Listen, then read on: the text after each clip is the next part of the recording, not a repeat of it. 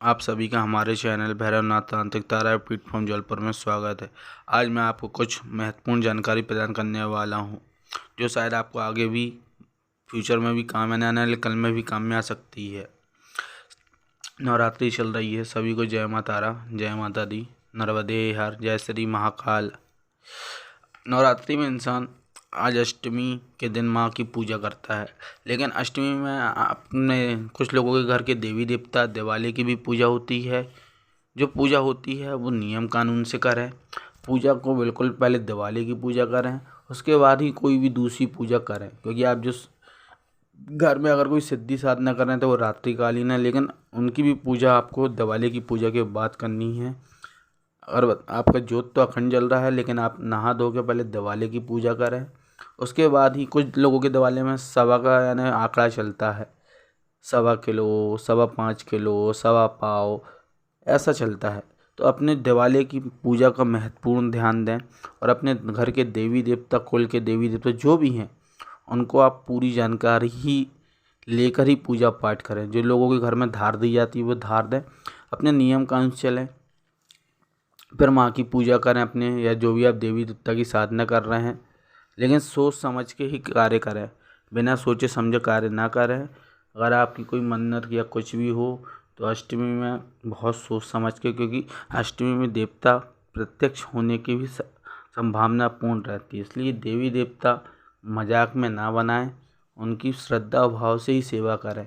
अगर नहीं पता तो जोड़े में नारियल रखें, उनको लौंग, इलायची, सुपारी, चावल, हल्दी से निमंत्रण दें, उनसे आज्ञा कर लें, उनसे क्षमा विनती याचना करें, उनसे माफ़ी मांगें। जो भी आपके घर के देवी देवता हों, अगर आपको ना पता तो उनके नाम पे रखें कि भाई हे घर के मेरे पहले एक हाथ, अगर देव है देवी है मेरे को नहीं पता, उस हिसाब से उनको कपड़ा रखता है, 2 नारियल, 1 का सिक्का, उसके ऊपर लौंग, सुपारी, इलायची, ये सब चीज़ रखें, चावल हल्दी को न्योता दें, विनती करें, हे मेरे घर के देवी देवता जो भी हो, आप मुझे रास्ता बताएं, मुझे आप बताएं, मैं आपकी सेवा करना चाहता हूँ।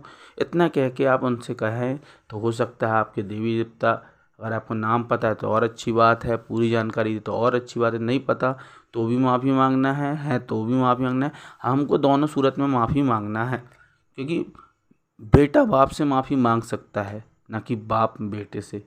इसलिए हमेशा बेटा बन के रहें, बड़े बनने की कोशिश ना करें। कुछ शब्द कड़वे ज़रूर रहते हैं लेकिन सत्य है, इसलिए समझो, भाव में जाओ, गहराई में उतरो, अपने आप को समझो। और अगर पूजा कर रहे हैं दिवाली की तो नहाने के बाद दूसरा वस्त्र से अपने शरीर को ना पोंछें। जो भी आप धोती हुई, लंगोट, परदनी जो भी आप यूज़ करते हैं उसको पहन के सीधे अपने पूजा वाले कमरे में जाएं, पूजा पाठ करें, तैयारी कर रहे हैं, सब तैयारी करके रखें। अगर आप नहा चुके हैं, पोंछ चुके हैं तो आप पहले तैयारी कर लें, दोबारा स्नान करके फिर से बिना पोछे परदनी जो भी आप पहनते हो वो पहन के सीधे पूजा में बैठ जाए। लेकिन ध्यान रखें कि सामग्री पूरी ही रखें, नहीं तो जो भी आपकी सहायता या सामान ला रहा है उससे बोलते जाएं। अपने आसन से बार बार उठना नहीं है जब तक आपकी पूर्ण पूजा एक बार में ना हो जाए। मंत्र का जाप अच्छे से करें, श्रद्धा भाव दिल में रहनी चाहिए, और भक्ति में ही शक्ति है। क्योंकि कहते हैं ना, इंसान चाहे तो भगवान को भी धरती में ला सकता है, लेकिन उस लायक इंसान बचा कहाँ है जो धरती पे भगवान आएंगे। पहले हमको उस लायक बनना भी तो पड़ेगा। अगर हम उस लायक हैं ही नहीं तो हम किसी को कैसे धरती पे लाएंगे। 5 तत्वों का शरीर है, मिट्टी का शरीर, मिट्टी में मिल जाना है। क्या लेके आए थे क्या लेके जाओगे। कर्म है जो हमारे, जिसको हम लेके जाते हैं, इंसान नहीं। ना पैसा ना दौलत, कुछ भी नहीं ले जाओगे, सिर्फ आप अपने कर्म ही छोड़ के जाओगे और लेके जाओगे। कर्म ऐसा लेके छोड़ के जाओगे, अगर आप अच्छा करोगे तो इंसान जाने के बाद भी बोलेगा हाँ नहीं वो इंसान अच्छा था। गलत करोगे तो पीठ पीछे गाली बकी जाएगी, ऊट पटांग बोला जाएगा, यानी अशब्द भाषा का उपयोग किया जाएगा। डिपेंड अपने ऊपर करता है हम क्या बन के जाना चाहते हैं, अच्छा या बुरा, भक्ति या तामसिक। सब लोग सब कर्म करते हैं, मना नहीं है, लेकिन करो, लेकिन एक लिमिटेड से। भक्ति करो समय, ऐसा मैं नहीं कहता तुम 24 घंटे सब कुछ करो, लेकिन हर चीज़ के एक टाइम टेबल बनाओ ना आप, कि मेरे को इतने समय इतना करना है, इतने जे समय जे करना है। और जो भी कार्य करें, अगर दिवाली की पूजा कर रहे हैं तो समय टाइम टेबल देख के करें, बहुत ध्यान पूर्वक ही, क्योंकि दिवाला कोई मजाक नहीं होता। ये बात हमारी मेरी फिर से आप कान में बैठा लीजिए। घर के देवी देवता कोई मजाक नहीं होते, ना कोई शक्ति मजाक होती है। इसलिए अगर आप उनकी पूजा पाठ कर रहे हैं तो उनका अनादर अपमान ना करें, सम्मान करें। अगर इज्जत दे नहीं सकते तो इज्जत लेने का भी आपको अधिकार नहीं है किसी का भी, चाहे वो कोई भी हो, छोटा हो बड़ा हो। अगर आप प्रेम दोगे तो आपको प्रेम मिलेगा, लेकिन अगर आप उनको करोगे तो कहते ना, आप उसको छेड़ोगे तो वो आपको छेड़ेगा। जैसे एक अघोरी है, वो किसी को नहीं छेड़ता, ना परेशान करता है, लेकिन अगर उसको कोई परेशान छेड़ता है तो वो छोड़ता भी नहीं। वैसे ही घर के देवी देवता हैं, अगर चाह लेंगे तो बना देंगे, अगर क्रोध में आ गए तो मैं क्या, कोई भी दुनिया की ताकत उनको इतनी आसानी से नहीं मनाने पाती, क्योंकि वो आपके पूर्वजों की देन है। और पूर्वजों की देन मतलब वो आपकी पूरी पीढ़ी जानते हैं। तो दिवाली को मजाक ना बनाएं, उनकी सेवा भक्ति भाव से ही करें। कोई भी कार्य कर रहे हैं तो उनकी आज्ञा लेके ही करें। इसलिए बहुत सोच समझ के दिवाली को चलाएं। कोई भी कार्य कर रहे हैं अगर आप बाहर घर के, तो दिवाली की आज्ञा लेके ही करें। कल अष्टमी है, माँ का दिन चल रहा है, तो दिवाली की जिसके घर में पूजा होती है तो वो पूजा पाठ पे ध्यान दे। कोई नियम कानून आपके अपने घर के देवी देवता के सबको पता होते हैं, नहीं पता होते हैं तो मैं एक बार फिर से बता रहा हूँ। जोड़े में नारियल, सिक्का, लौंग, सुपारी, इलायची, 2 घी के दीपक, और जो गोल बाती के आटे के दीपक रहेंगे, शुद्ध नर्मदा जल, चावल और हल्दी का न्योता देना है और उनको निमंत्रण देना है। हे मेरे घर के देवी देवता, जो मुझसे गलती हुई हो मुझे क्षमा करें, मुझे रास्ता बताएं। अगर आप उनके नाम जानते हो तो उनका नाम लेके बोलेंगे, हे मेरे देवता, जे जो भी हो आप मेरे सामने आओ, प्रत्यक्ष नहीं आ सकते तो मुझे सपना दो, रास्ता बताओ। मैं अगर नहीं जानता तो भी बोलना है, जानते हैं तो भी बोलना है। माफ़ी सबसे पहले मांगनी है, अहंकार नहीं, क्षमा। झुक के चलना है, झुकोगे तो सब ज्ञान मिलेगा, तत्पर रहोगे कुछ नहीं मिलेगा। इसलिए बहुत, जिसके यहाँ धार चलती है वो धार देंगे, जिसके यहाँ बलि चलती है, क्योंकि हर देवी देवता के नियम कानून अलग अलग होते हैं। इसलिए दिवाली को मजाक ना बनाएं। कुछ लोग बोलते होंगे बकवास कर रहा हूँ, बकवास नहीं है, ये सच्चाई है। दिवाला मजाक नहीं होता। कुछ लोगों के यहाँ जाके आप देखो, दिवाली का पता चल जाएगा दूर ही से कि दिवाली की पूजा कैसी होती है। हर किसी के यहाँ होती है, कुछ के यहाँ 6 महीने में होती है, कुछ के यहाँ सालाना होती है, लेकिन पूजा सबके यहाँ होती है। अष्टमी में होती है, दिवाली में होती है। हर किसी का समय, काम, टाइम टेबल अलग अलग है, लेकिन पूजा तो सबके घर के देवी देवता कर होती है। तो जब हम हिंदू धर्म है, हमारे हिंदू धर्म में 64 कर्म है, मैं मना नहीं कर रहा हूँ। 33 कोटि देवी देवता है, सब कुछ है, ग्रंथ है, सब कुछ है, लेकिन हम कहाँ हैं? हम क्यों दूर भाग रहे हैं?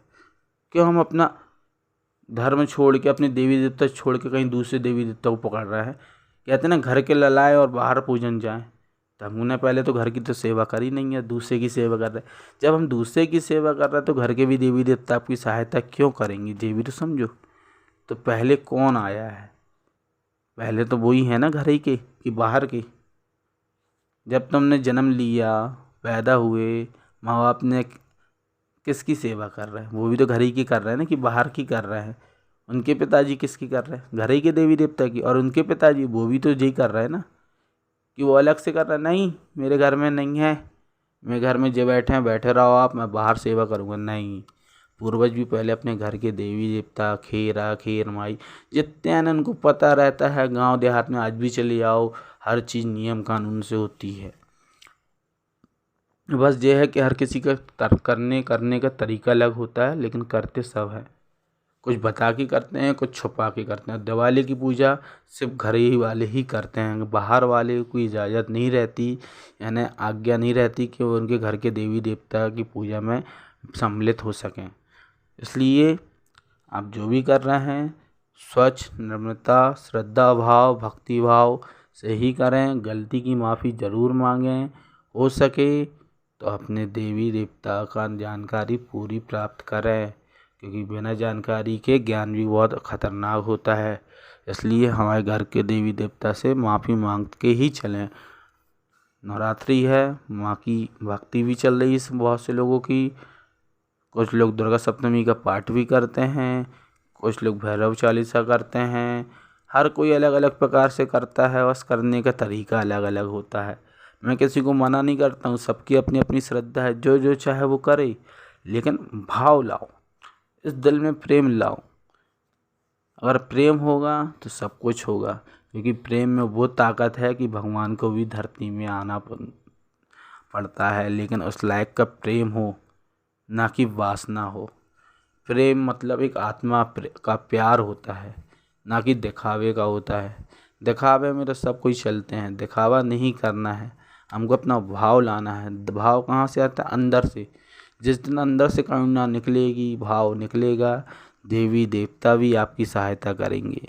लेकिन उस लायक का हमको बनने के लिए उनके सामने रोना भी पड़े तो कोई गलत नहीं है, क्योंकि तुम अपने माँ बाप ही के सामने रो रहे हो, क्योंकि वो माँ बाप दोनों हैं। घर के देवी देवता मतलब वो सब जानते हैं, और वो ही पहले चलेंगे, क्योंकि बिना उनकी मर्जी के कोई ही बाहरी शक्ति आपको सहायता नहीं करेगी। ये बात आप मेरी ध्यान रखें। घर के देवी देवता की मर्जी के बिना कोई भी बाहरी शक्ति आपकी सहायता नहीं करेगी, ना आपके सर पे आएगी, ना आपको कोई सिद्धि प्राप्त होगी। इसलिए मेरी बात ध्यान रखें, हमेशा जोड़े से ही देवी देवता चलते हैं, क्योंकि जहाँ देव होगा वहाँ बहन भी होगी, जहाँ बहन भी होगी मतलब देवी है तो देवी का भैरव भी होगा, जहाँ भैरव है तो देवी का बेटा भी होगा। हर भैरव के रूप अलग हैं, बेटे भी अलग अलग हैं। जैसे मेरी देवी का बेटा है, बेटे हनुमान जी हैं, उनका भैरव जगत भैरव है। इसलिए हर देवी देवता के अलग अलग बेटे भैरव होते हैं। और जहाँ बाप है यानी बोले जाए तो जहाँ पर देवता है वहाँ बहन भी मिलेगी उनकी, है ना। प्रक्रिया, हर देवी देवता के रूप अलग हैं, नाम अलग अलग हैं। अगर मैं इसको विस्तार में समझाऊंगा तो शायद इतना समय भी कम पड़ जाए, लेकिन मैं शॉर्टकट में समझाता इसलिए हूँ क्योंकि आजकल की दुनिया में टेक्नोलॉजी इतनी है कि इंसान बहुत आसानी से हर चीज़ समझ जाता है ना। इंसान खुद इतना स्मार्ट है कि उसको समझाना मतलब अपने पैर में कुल्हाड़ी मारना, क्योंकि इंसानों के पास ज्ञान बहुत है लेकिन करता नहीं है। वो दूसरों को ज्ञान देगा और खुद जब करने की बारी आती है तो भागता है, क्योंकि इंसान कर्म से डरता है। कर्म से कब तक भागोगे? आज नहीं तो कल तो पछताओगे। सच भैया, अभी से पकड़ के चलो माँ बाप के पैर, तो आगे कभी धोखा नहीं खाओगे। हैं, स्त्री औरतों माँ बहनों का सम्मान करो, सम्मान करोगे तो सम्मान मिलेगा। बाकी आजकल की सोच तो बहुत खतरनाक है, आप लोग भी जानते हैं, क्या बोल सकते हैं। लोग तरह तरह की बातें कहानियाँ बनाते हैं, कहानियाँ नहीं, खुद में लाओ। जैसे हम रहेंगे वैसा ही दूसरा दिखेगा। हम अच्छे हैं तो दुनिया अच्छी है, हम बुरे हैं तो सब बुरे हैं।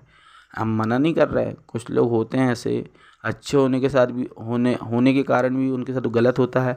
लेकिन गलत भी इंसान, कहते हैं ना, सामने वाले के ऊपर हमने विश्वास करके सब कुछ तो किया, लेकिन उस विश्वास का सामने वाले का तो फ़ायदा उठा लेगा, लेकिन वो जो तुम्हारे घर में बैठे हैं और जो जिनकी तुम सेवा कर रहे हो वो तो सब देखते हैं, उनको तो सब पता है। तुम उन पे विश्वास करके चलो, लेकिन इतना भी अंधविश्वास ना करो कि खुद पैर में कुल्हाड़ी मार लो। बाहर कुल्हाड़ी मारने वाला काम है आज के ज़माना ये है।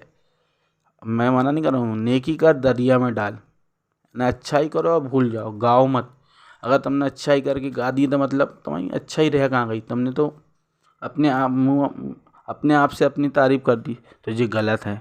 कर्म करो, फल की चिंता ना करो, घर के देवी देवता की सेवा करो। सबसे पहले कल अष्टमी है, अपने घर के जो भी देवी देवता की आप पूजा पाठ करते हैं वो आप श्रद्धा से करें, माँ की भक्ति करें। लेकिन पहले घर के देवी देवता, फिर जो भी आप साधना सिद्धि या जो भी कर रहे हैं उनकी सेवा भक्ति करना है। लेकिन याद रहे, पहले इष्ट घर के देवी देवता, उनसे माफ़ी ज़रूर मांगनी है सभी को। जो भी आप जानकारी, अधिक जानकारी प्राप्त करना चाहते हैं तो मेरे चैनल डिस्क्रिप्शन में मेरा व्हाट्सअप नंबर है, संपर्क कर सकते हैं। कोई और साधना सिद्धि के बारे में जानकारी चाहते हैं तो मुझे कमेंट कर सकते हैं। मेरे चैनल को आप सपोर्ट करिए सब लोग। आप सभी का मेरे चैनल भैरवनाथ तांत्रिक तारापीठ फ्रॉम जबलपुर में स्वागत है। सभी दोस्तों, माँ बहनों, भाइयों को मेरा नमस्कार, प्रणाम। जय श्री महाकाल, जय माँ तारा। आदेश आदेश आदेश।